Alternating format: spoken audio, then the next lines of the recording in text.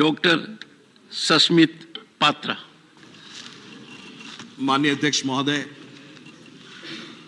आज इस घड़ी में जब हम आपको स्वागत कर रहे हैं, मैं मेरे पार्टी बीजू जनता दल की तरफ से, हमारे माननीय नेता और माननीय मुख्यमंत्री श्री नवीन पटनायक जी की तरफ से हम आपको वेलकम करते हैं, अभिनंदन करते हैं और ये आश्वासन के साथ करते हैं मान्यवर कि जो लक्ष्मण रेखाएं हैं हमारी संसदीय विधि व्यवस्था की, वह लक्ष्मण रेखाओं को माननीय मुख्यमंत्री श्री नवीन पटनायक जी ने कभी लांघने का कोई स्कोप नहीं दिया।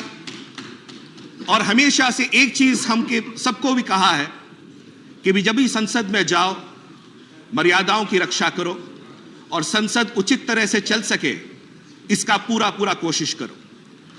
तो ये अवसर मैं लेना चाहता हूं मान्यवर, आपकी अध्यक्षता में, आपके मार्गदर्शन में बीजू जनता दल इस सदन में जो गरिमा है, उस गरिमा को रखते हुए हमारे माननीय नेता श्री नवीन पटनायक जी के मार्गदर्शन में जो हमने सीखा है, उसके साथ हम इस सदन को स्मूथली और सुचारू रूप से चलाने में आपका पूरा सहयोग देंगे। मान्यवर, मैं ये अवसर लेना चाहता हूं ये कहने के लिए that you are a distinguished man of law who is presiding on the highest house of lawmaking. And as the distinguished man of law presiding over the house of lawmaking, आपकी जो rich experience है, जो vibrancy है, वो हम सबको एक अवसर देगा और सीखने के लिए। मान्यवर, कई माननीय सदस्यों ने आपकी इंटेलेक्ट के बारे में कहा, मैं आपके विशाल हृदय के बारे में दो शब्द कहना चाहूंगा। मान्यवर, कुछ ही दिन पहले मैं अपने परिवार के साथ सदन में आया था और सदन बंद था तो उनको घुमाने लेके आया था। और जब मैं घुमान लेके आया यहां पर, तो मुझे सुनने में आया कि आप चेंबर में हैं, आए हुए हैं।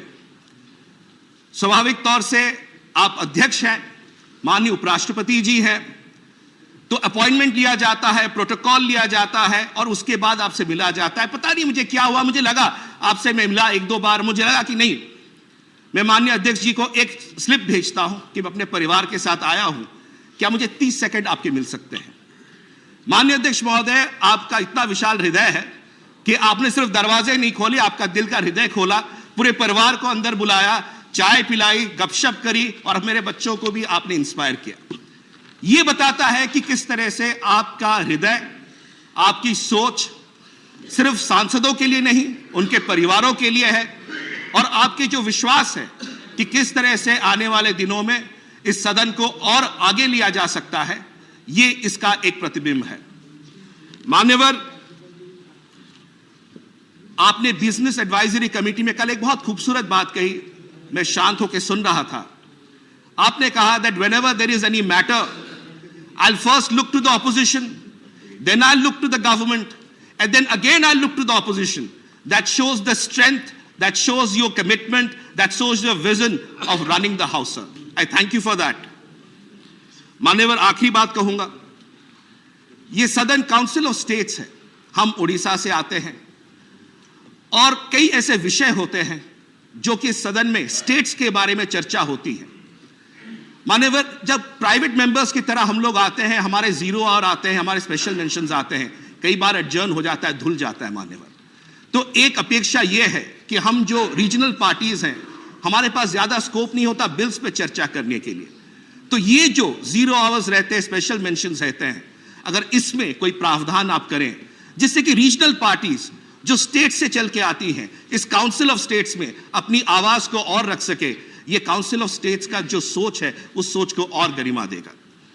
आखिर में मैं सिर्फ यही कहूंगा, उड़िया में दो शब्द कहूंगा कि आपनों को अनेक अनेक स्वागत, अनेक अनेक अभिनंदन, आमर समस्त शुभेच्छा आपनों सहित रही, आपनों सहित रहिबो, आपके साथ हमारी शुभेच्छाएं हैं, आपके साथ हमारा अभिनंदन है और हम आशा करते हैं आपके मार्गदर्शन में हम और आगे बढ़ेंगे। बहुत बहुत धन्यवाद।